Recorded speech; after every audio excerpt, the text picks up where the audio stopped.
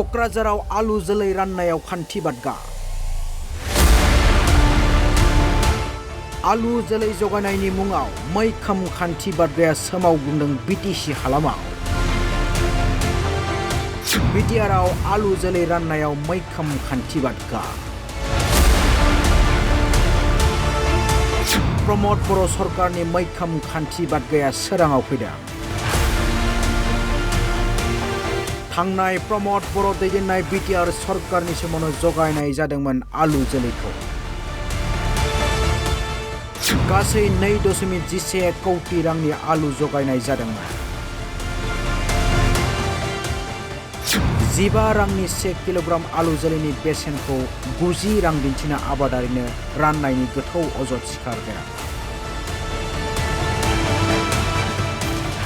प्रमद बर' खुंथायनि खान्थि बादगाखौ नायसंनो दाबि दैखांदों सांग्रां नोगोरारिफोरा।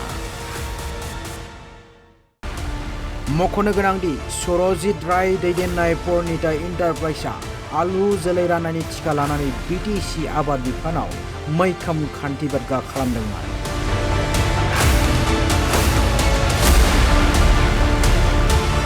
सुरजित राय दैदेननाय परिणीता इन्टारप्राइजआ खान्थि बादगा खालामदोंमोन।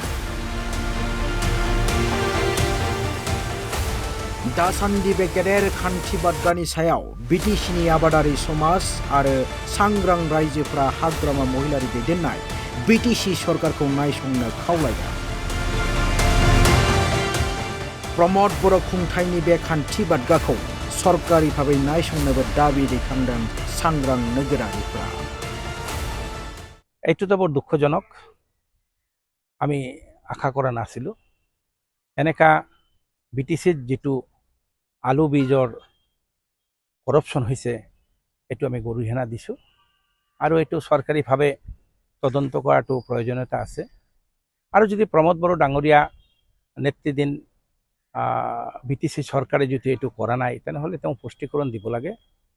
আৰু চৰকাৰক আমি আহ্বান কৰিছোঁ যাতে বিটিচি চৰকাৰে ইয়াৰ ভালদৰে তদন্ত কৰে।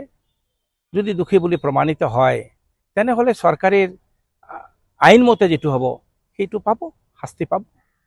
যেটো বীজ 1 কিলোত তেওঁলোকে 15 টকাত 90 টকা দেখুওৱা হৈছে।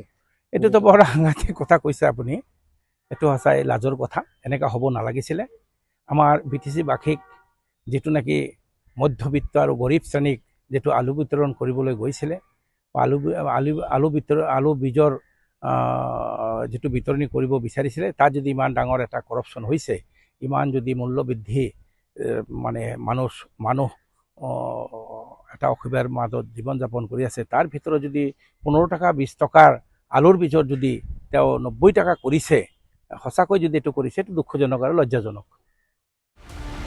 दा बाथ्राया जाबाय फैबाय थानाय समाव हाग्रामा महिलारि दैदेननाय बिटिसि सरकार आरो आसाम सरकारा मा बिफाव लागोन बेयो समाजनो फोरमायगोन।